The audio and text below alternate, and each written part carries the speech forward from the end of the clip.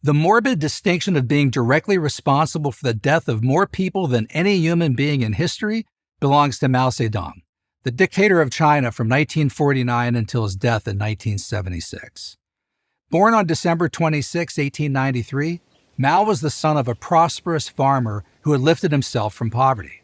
From the time Mao learned to read, he was obsessed with books. His first job was as a librarian. In his 20s, he ran a bookstore selling Communist Party propaganda.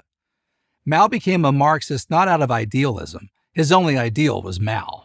The plight of the Chinese people meant nothing to him, not as a young man and not as a dictator.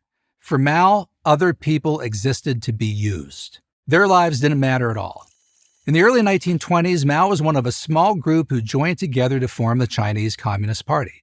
The outlawed party grew slowly but steadily.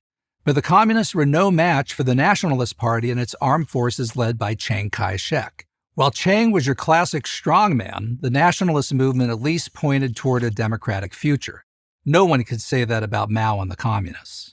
By 1934, Chiang had Mao on the ropes. Mao escaped by virtue of his now mythical Long March, the year-long 6,000-mile trek in which his force of 100,000 followers was reduced to a mere 8,000. Mao's troops may have suffered every imaginable hardship, but Mao himself barely marched anywhere. Instead, he was carried on a litter, a portable couch, held up by a cadre of servants. Even though only a remnant survived, it proved to be enough to keep the communist cause going.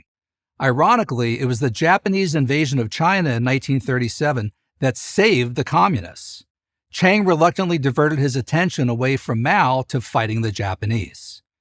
This gave Mao a chance to rebuild his forces in the countryside.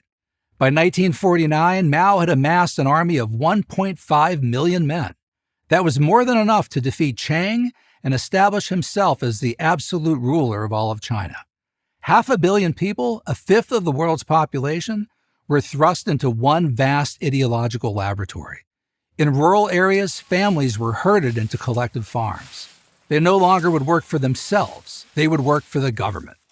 This was as true for women as it was for men. In a perverse way, Mao believed in the equality of the sexes. If men could do back-breaking labor in the fields and factories, why couldn't women? Of course, there was no real equality in China for anyone, male or female, and no chance of improving one's condition. If you were assigned to a village, you had to stay in that village. If you were assigned to a city, you had to stay in that city. Whatever job the party gave you, that was your job. You couldn't say, I would rather be a teacher than a farmer. Well, you could say it, but if you did, you'd be shot. There was also no equality between the proletariat and the elite. Mao lived in total luxury and hedonism. He had a dozen custom-built homes scattered throughout the country. Peasant girls were brought to him for his sexual satisfaction. Mao refused to bathe, brush his teeth, and had chronic venereal disease. He ate whatever his heart desired, meat, vegetables, and pastries. Meanwhile, peasants starved in mud huts. Why couldn't the peasants feed themselves like they had for centuries? The truth was they could. Mao was exporting food all through this period. He believed China had to be a great military power, so he traded food for industrial hardware and armaments. The Soviets in Eastern Europe got the grain. Mao got the guns. The peasants got nothing. And then they got less. From 1958 to 1962, during the Great Leap Forward, Mao pushed the peasants even harder. Their suffering is impossible to describe. First, they ate the dogs, then the rats, then the bark from the trees, then, in some cases, human flesh. According to a contemporary account, the life we had to endure in those days was worse than the life of primitive societies. We lived like animals. Tens of millions died before Mao finally backed off, but he was never far from another disastrous social experiment. In the mid-1960s, he instigated the so-called Cultural Revolution, encouraging Chinese college students to denounce anyone not sufficiently revolutionary. This included their own parents and grandparents. And then, when he felt the college students had gone far enough, he turned on them. Thousands were sent to labor camps. And of course, many were tortured and executed. It wasn't a Maoist purge if that didn't happen.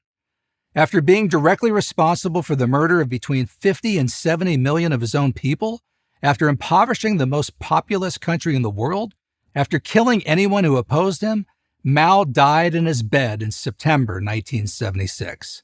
It's hard to think of him having done one good thing in his entire life. I'm Paul Kengor, professor of political science at Grove City College and editor of the American Spectator for Prager University.